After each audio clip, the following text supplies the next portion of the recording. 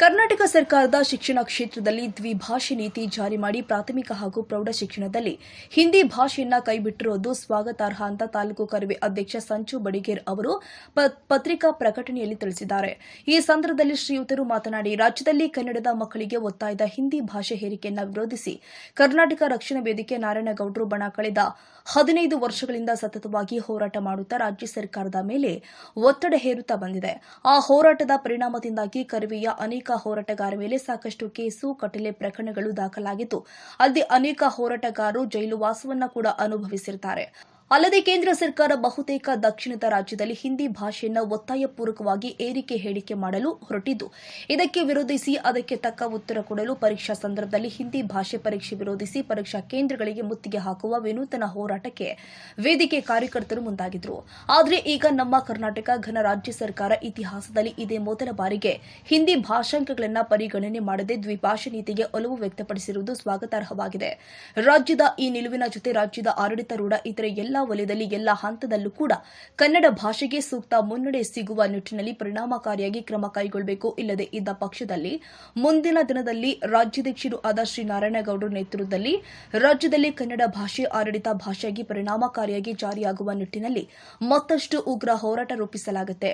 ಸರ್ಕಾರ ಇದಕ್ಕೆ ಆಸ್ಪದ ಕೊಡದೆ ತಾವುಗಳು ಹೊರಡಿಸಿದ ಸುತ್ತೋಲೆಗಳಲ್ಲಿ ಸ್ಪಷ್ಟಪಡಿಸಿದ್ದನ್ನೇ ಪರಿಣಾಮಕಾರಿಯಾಗಿ ಕಾರ್ಯರೂಪಗೊಳಿಸಿ ಜಾರಿಗೆ ತರಬೇಕು ಅಂತ ಶ್ರೀ ಸಂಚು ಬಡಿಗೇರ ಅವರು ಆಗ್ರಹ ಮಾಡಿದ್ದಾರೆ.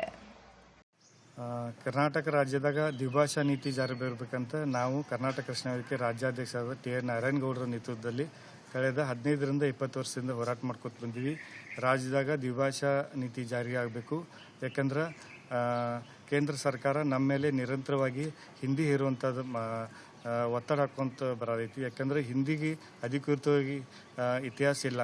ಕನ್ನಡಕ 2000ಕ್ಕಿಂತ ಮೇಲೆ ಇರುವಂಥ ಇತಿಹಾಸ ಹೊಂದಿದಂಥ ಕನ್ನಡ ಭಾಷೆ ನಾವು ಕೇಂದ್ರ ಸರ್ಕಾರಕ್ಕೆ ಏನು ಹೇಳಕ್ಕೆ ಇಷ್ಟಪಡ್ತೀವಿ ಅಂದ್ರೆ ಈ ರಾಜ್ಯ ಭಾಷಾ ಆಧಾರ ಮೇಲೆ ಕಟ್ಟಿರುವಂಥ ದೇಶ ನಮ್ಮದು.